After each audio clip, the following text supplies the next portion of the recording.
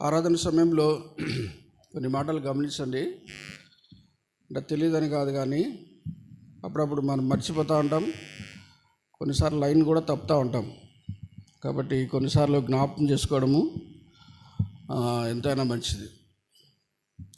ఆరాధన కూడిక, ఆదివారం ఆరాధన కూడికలో చాలా శ్రేష్టమైన భాగము సమయం ఏంటంటే ఒకరి తర్వాత ఒకరు ఆరాధన చేసేది.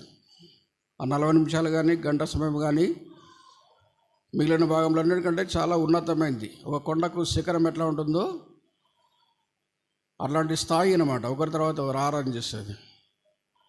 కాబట్టి ఆ సమయాన్ని ఎవరు కూడా దుర్వినియోగపరచకూడదు. అంటే అర్థం ఏంటంటే బయటికి పోవడము, రావడము, ఆ టైంలో బయటికి పోయి ఫోన్లు మాట్లాడము, వేరే పనులు చేసుకోవడము చేయకూడదు. ముఖ్యంగా రక్షణ మారుమనసు పొందిన వాళ్ళు ఏం పనున్నా దానికంటే ముందు వెళ్ళండి, దాని తర్వాత వెళ్ళండి. వాక్యము చెప్పడము అదే ఇంపార్టెంట్ కాదు. యూట్యూబ్లో మస్తుగా ఉన్నాయి వాక్యాలు వినడానికి. అది కాదు, దేవుని యొక్క మందిరము, ఆరాధన, ఆదివారము ప్రభువును ఆరాధించడం అనేది చాలా చాలా శ్రేష్టకరమైన విషయం. కాబట్టి ఆ సమయంలో ఎవరు కూడా బయటికి పోకుండా జాగ్రత్త పడాలి. ఒక గొప్ప దైవ సేవకుడు చాలా సంవత్సరాల క్రితం కడప బేర్షెబాకు వచ్చి విధానం చెప్తూ వచ్చినాడు. ఆరాధన టైంలో ఒకరి తర్వాత ఒకరు ఆరాధన చేస్తూ ఉంటే దేవదూతలు గంపల్లో వస్తారంట, లైన్లో తిరుగుతూ ఉంటారంట. వాళ్ళు ఎవరు ఆరాధన చేస్తారా అని వాళ్ళ ఆరాధన గంపల్లో తీసుకుపోయి తిరిగి దేవునికి ఇస్తారంట. మళ్ళీ వాళ్ళు తిరిగేటప్పుడు మనం లేకపోతే, కాబట్టి ఎన్ని పనులు ఉన్నా కానీ ఆ 40 నిమిషాలు లేకపోతే గంట సమయము ఎటువంటి పరిస్థితుల్లో మీకు ఎన్ని పనులు ఉన్నా కానీ బయటికి పోకుండా జాగ్రత్తగా మందిరంలోనే ఆరాధన చేస్తూ రావాలి. రెండోది ఏమంటే క్లుప్తంగా చేయాలి. చాలా తక్కువ, అనగా ఒక అర్ధ నిమిషము లేకపోతే నిమిషం కంటే ఎక్కువ చేయకూడదు. ఎందుకంటే మనం సమాజంగా కూడి వస్తాం కాబట్టి, అందరూ ఆరాధన చేయడానికి వస్తారు కాబట్టి దయచేసి ఈ యొక్క విషయాన్ని గమనించి చాలా క్లుప్తంగా మనము ఆరాధన చేసేది నేర్చుకోవాలి, అలవాటు పడాలి. నేను విజయవాడలో పనిచేస్తున్నాను, అక్కడ ఒక మందిరంలో చూస్తూ వచ్చినాను. ఒక్కొక్కరికి 1/2 నిమిషమే, 30 సెకండ్లు.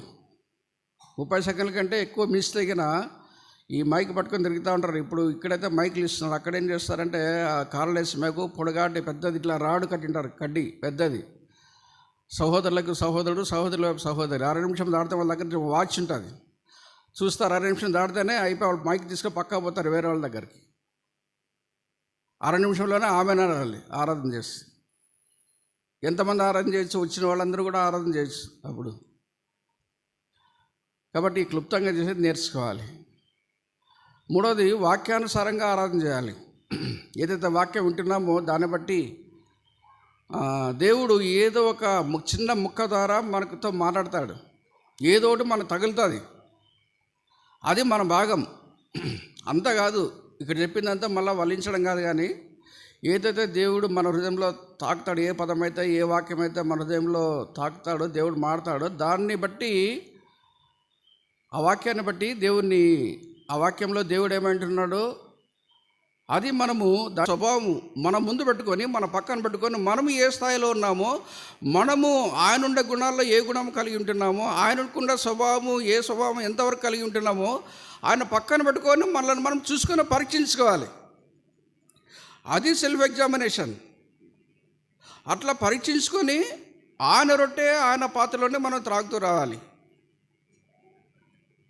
అప్పుడు తెలుస్తుంది మనం ఎంతటి వారము. ఆయన పక్కన పెట్టుకుంటే మనకు తెలుస్తుంది. మనుషుని పక్కన పెట్టుకుంటే కాదు, వీళ్ళని పక్కన పెట్టుకుంటే తేలిపోతాం మనం. కానీ ఆయన పక్కన పెట్టుకుంటే మనం ఎంత మరుగుజ్జులమో, ఎంత తక్కువ వారమో, ఏమీ లేని వారమో, ఆయన ఎంత ఉన్నతమైన వాడు. ఆయన దగ్గరికి ఇంకా రావాలంటే ఆయన గుణము, ఆయన స్వభావము, ఆయన యొక్క స్థాయి మనం అందుకోవాలంటే ఇంకా మనము ఎంత పోరాడాలో మనకు అర్థమవుతుంది. కాబట్టి పరీక్ష అంటే ఆ రొట్టె పాత్ర, యేసుప్రభు యొక్క శరీరము, ఆయన కార్చిన రక్తం, ఆయన్ను మన ముందు ఉంచుకొని మనం పరీక్షించుకోవాలి. అది పరీక్ష. చూడండి, ఈ లోకంలో పరీక్షలు చాలా ఉన్నాయి. ఆ పరీక్షలకు వేరుగా 5 ఉంటాయి. ఒక స్కేల్ ఉంటుంది, పెద్ద స్కేల్. కొంతమంది గోడ మీద రాసిపెట్టి ఉంటారు. చిన్నపిల్లల దగ్గర రోజు చూస్తూ ఉంటారు, ప్రతి వారం చూసుకుంటారు, ప్రతి నెల చూస్తూ ఉంటారు, ఎంత ఎత్తు పెరిగినావు అని చెప్పేసి 2 అడుగులు, 2.5 అడుగులు, 3 అడుగులు. వాళ్ళు వయసు పెరిగి వాళ్ళు చూసుకుంటుంటారు. అలాగే మనం యేసు ప్రభువారైన స్కేల్ పెట్టుకొని మనం ఎంతవరకు ఆయన స్థాయికి వస్తున్నాం అనేది ఆ విధానంలో పరీక్షించుకోవడమే వాక్యానుసారమైన పరీక్ష.